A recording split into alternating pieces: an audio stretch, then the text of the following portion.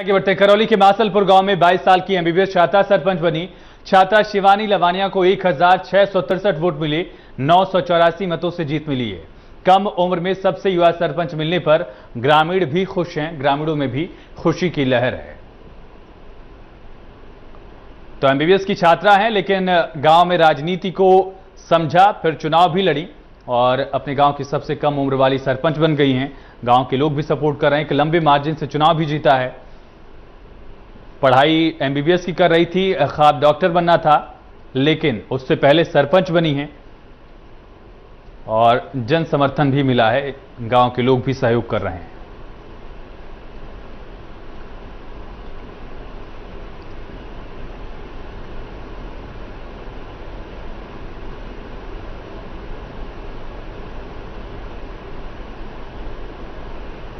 तो एमबीबीएस की छात्रा सरपंच बन गई हैं। करौली से खबर है और एक अच्छी खासी मार्जिन से चुनाव जीता है छात्रा शिवानी लवानिया ने। हालांकि अब छात्रा नहीं रही, अब तो छात्रा के साथ साथ सरपंच भी हो गई हैं। मासलपुर गांव में खुशी की लहर है और ये देखिए, जो सर्टिफिकेट जीत का लिया उसमें अलग ही खुशी थी, उनके समर्थकों में भी खुशी थी और चुनौतियां भी हैं। एक ये बात समझना होगा कि खुशी तो है, लेकिन चुनौतियां भी हैं। इससे पहले भी हमने एक युवा सरपंच से बात की। सबसे बेहतर बात यह है कि राजस्थान में अब महिलाएं भी आगे बढ़ रही हैं। जो युवा पीढ़ी है उसमें भी महिलाओं की भागीदारी ज्यादा अब आगे सामने आ रही है और शिवानी खुद हमारे साथ जुड़ चुकी हैं। शिवानी, पहले तो आपको बहुत शुभकामनाएं, बहुत अच्छे से आप इसी तरह से आगे काम करिए। बहुत बहुत धन्यवाद सर। आइडिया कहां से आया शिवानी? एमबीबीएस की एक पूरी अलग सी लाइन है और खास तौर पर जब करियर फोकस हम रहते हैं तो राजनीति से थोड़ा सा दूर रहने की हिदायत घर वाले भी देते हैं। घर वालों को कैसे राजी किया? ये आइडिया कहां से आया सरपंच चुनाव लड़ने वाला?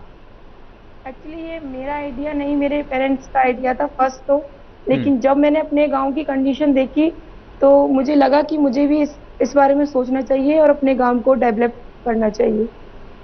प्राथमिकताएं क्या आपने सोची हैं? जो समस्याएं परिजन आपके पेरेंट्स आपके सामने रख रहे थे, उनमें क्या क्या बड़ी समस्याएं थी और उनको आगे खत्म कैसे करेंगे आप? क्या खाका आपने सोचा है?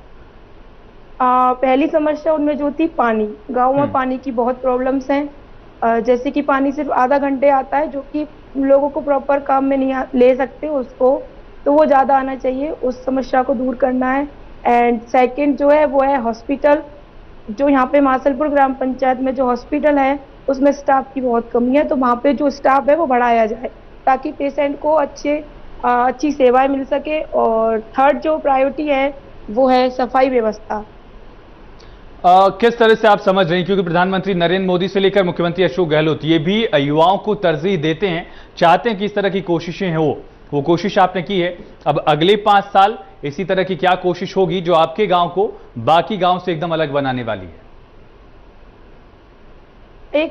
मुझे मेरे गांव को आज की टेक्नोलॉजी के साथ जोड़ के एक आदर्श गांव बनाना है, एक मॉडर्न टाउन बनाना है मेरे गांव को। तो सफाई को लेके जो आप बात कर रहे हो, हमारे डियर प्राइम मिनिस्टर जो सफाई व्यवस्था पर काम कर रहे हैं वो हम युवाओं को प्रेरित करते हैं।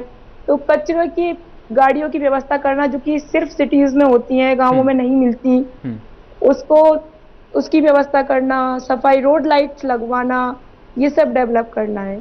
कुछ योजनाएं हैं केंद्र की जिनमें अमूमन भ्रष्टाचार का मामला लगातार जुड़ता रहता है, लेकिन वो योजनाएं अगर अच्छे तरीके से इंप्लीमेंट की जाए तो गांव की तस्वीर बदल सकती है। चाहे वो आवास योजना हो, शौचालय बनवाने वाली योजना हो या फिर मनरेगा वाली योजना हो, इन तीनों को लेकर आपकी क्या प्रायोरिटीज हैं?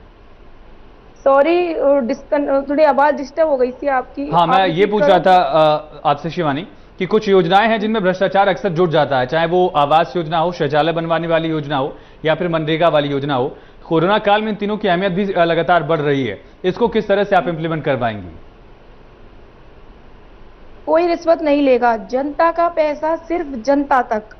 उसमें कोई पैसा किसी चीज से, जैसे कि जब आप शौचालय बनाने की बात करो तो शौचालय बनवाने के लिए सरकार गरीबों के लिए पैसे देती है, लेकिन उन पैसों को बीच में ही कोई खा जाता है। तो वो पैसा, वो भ्रष्टाचार को खत्म करना है और जनता का पैसा जनता तक पहुंचाना है।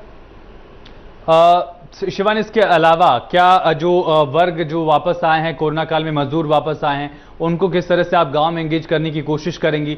इसके अलावा कृषि क्षेत्र अगर है वहां पर गांव में, तो नई तरह की खेती कैसे हो ताकि खेती एक लाभ का धंधा भी बने, इसको लेकर भी आप लगातार कुछ सोच रही हैं? खेती का तो ऐसा है, बायोलॉजिकल तरह से अगर खेती की जाए तो उसमें डेवलपमेंट हो सकता है। वहां उन जो किसान होते हैं गांवों में। चलिए, बहुत शुक्रिया शिवानी आपको, और शुभकामनाएं भी इंडिया न्यूज की तरफ से आपको। उम्मीद करते हैं जिस तरह से आपने खाका बनाया है उसी तरह से आप काम करेंगी। चलिए, इसी के साथ बड़ी खबर में